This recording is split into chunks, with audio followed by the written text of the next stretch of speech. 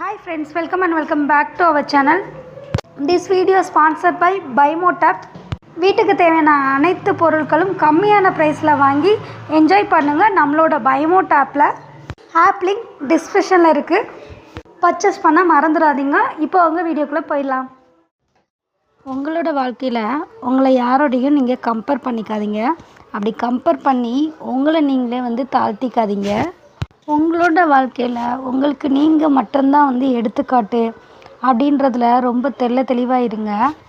உங்களுக்கு நீங்கள் தான் எப்போவுமே பெஸ்ட்டு, உங்களை மாதிரி யாருமே இருக்க முடியாது அப்படின்ற ஒரு கேட்டகிரிக்குள்ளே உங்களோட மனப்பக்குவம் இருந்துச்சு அப்படின்னா கண்டிப்பாக உங்கள் லைஃப்பில் நீங்கள் யாரையும் பார்த்து பொறாமையும் பட மாட்டீங்க.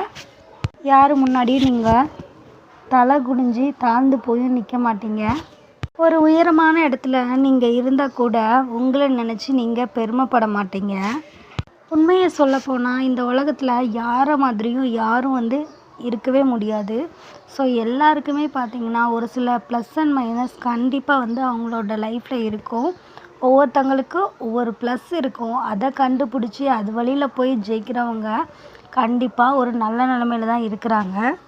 அதுவே பார்த்திங்கன்னா மற்றவங்க முன்னாடி நம்மளோட பலவீனம் எதுவோ அதை நினச்சி கஷ்டப்பட்டுட்டு அதிலேருந்து வெளியில் வராமல் முன்னேற்றம் அப்படின்றது என்னன்னு தெரிஞ்சுக்காமையே இருக்கிறவங்க பார்த்திங்கன்னா இன்னும் அதே கேட்டகரியில் தான் இருக்காங்க.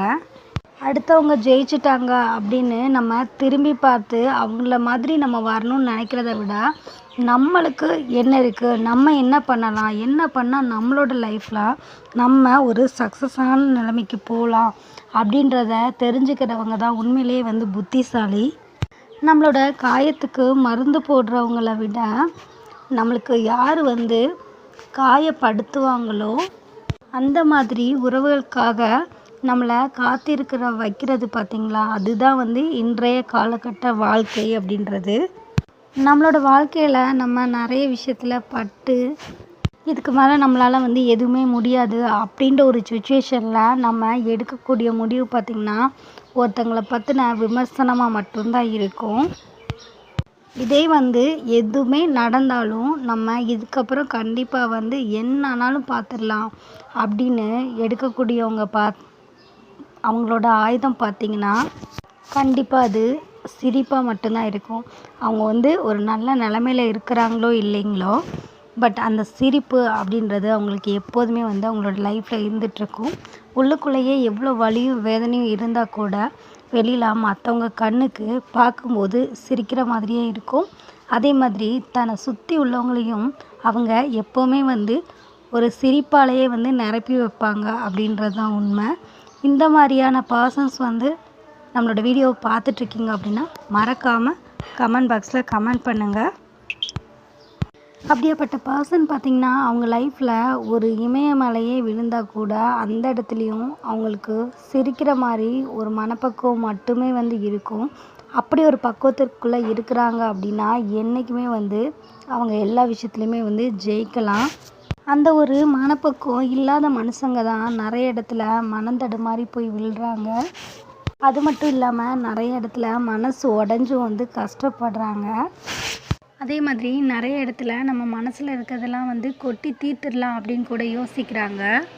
ஒரு சில பேர் நினைப்போம் நம்ம மனசில் உள்ளதெல்லாம் கொட்டி தீர்த்துட்டா நம்ம லைஃபே மாறிடும் அப்படின்னு. பட் அது உண்மையே கிடையாது. மனசு திறந்து பேசுகிறோம் அப்படின்னு மற்றவங்க கிட்ட நம்மளோட மைனஸ் ப்ளஸ் எல்லாமே ஷேர் பண்ணிடுவோம். அதனால் அந்த இடத்துல இருந்து தான் நம்மளோட வாழ்க்கையில் பிரச்சனையே உருவாகும் அப்படின்றத உங்களோட மைண்டில் தெளிவாக வச்சுக்கோங்க.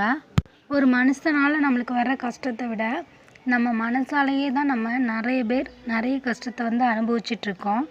மனசில் பட்டதெல்லாம் பேசுகிறவங்க கிட்ட இருந்து இந்த உலகமும் சரி மற்றவங்களும் சரி கண்டிப்பாக கொஞ்சம் விலகி தான் இருப்பாங்க. அப்படியாப்பட்ட ஒரு சுச்சுவேஷனை நீங்கள் இப்போ கடந்து வரீங்க அப்படின்னா நீங்கள் கரெக்டான வேலை போகிறீங்க அப்படின்னு தான் அர்த்தம்.